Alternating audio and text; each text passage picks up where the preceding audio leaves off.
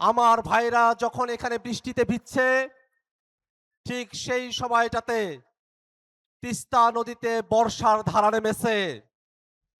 গতকাল তিস্তা নদী পরিদর্শন করতে গিয়ে দেখলাম শত শত বাড়িঘর তিস্তার স্রোতে নদীতে হারিয়ে যাচ্ছে, বিলীন হয়ে যাচ্ছে।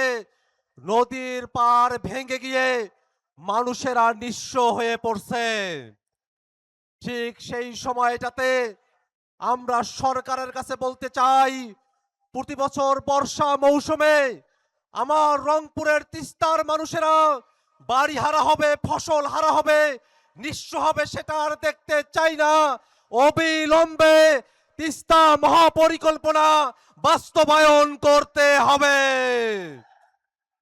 ভাইয়েরা আমার, আমরা সরকারকে একটা কথা বলতে চাই, ভোটের কিন্তু 2 দিনও পার হয় নাই, জনগণ গণভোটকে ভুলে যায় নাই।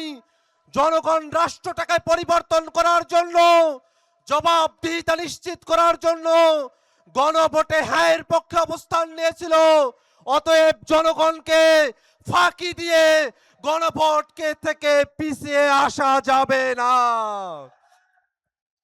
ভাইয়ের আমার, যদি গণভোট বাস্তবায়ন করা না হয়, তাহলে বাংলাদেশের রাষ্ট্র কাঠামো ওই হাসিনার রাষ্ট্র কাঠামোতে ফিরে যাবে।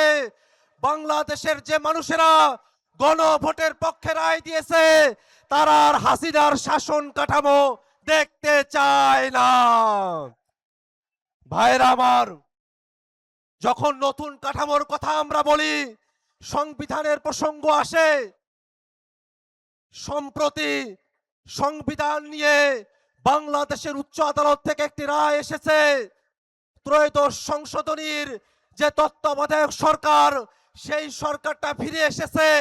তত্ত্বাবধায়ক ফিরে আসার জন্য বাংলাদেশের জনগণ সেই 12 তারিখে রায় দিয়েছে। নতুন করে কোর্টের মধ্য দিয়ে যে তত্ত্বাবধায়ক সরকার, সেটা পুরনো ফর্মুলার তত্ত্বাবধায়ক সরকার। বাংলাদেশের মানুষেরা এই রায়ের প্রতি ইতিবাচক, কিন্তু বাংলাদেশের মানুষেরা পুরনো ফর্মুলার তত্ত্বাবধায়ক সরকার না, নতুন ফর্মুলায় জুলাই সনদ অনুযায়ী তত্ত্বাবধায়ক সরকার দেখতে চায়। ভাইয়ের আমার, আজকে যখন আমরা এখানে সমাবেশ করছি, তখনও লালমনিরহাটে পুশিনের চেষ্টা করা হচ্ছে। বাংলাদেশের স্বাধীনতা, সার্বভৌমত্বকে ওরা বৃদ্ধাঙ্গুলি দেখানোর চেষ্টা করছে।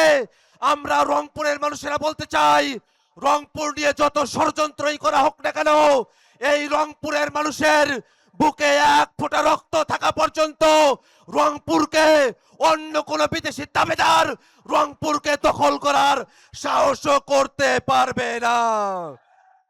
ভাইরা আমার, এই বৃষ্টি স্নাত দিনে আপনারা যারা এখানে উপস্থিত হয়েছেন, তাদের সকলকে জাতীয় নাগরিক পার্টি এনসিপির পক্ষ থেকে শুভেচ্ছা জানিয়ে আমি আমার বক্তব্য এখানে শেষ করছি। ইনকিলাব জিন্দাবাদ।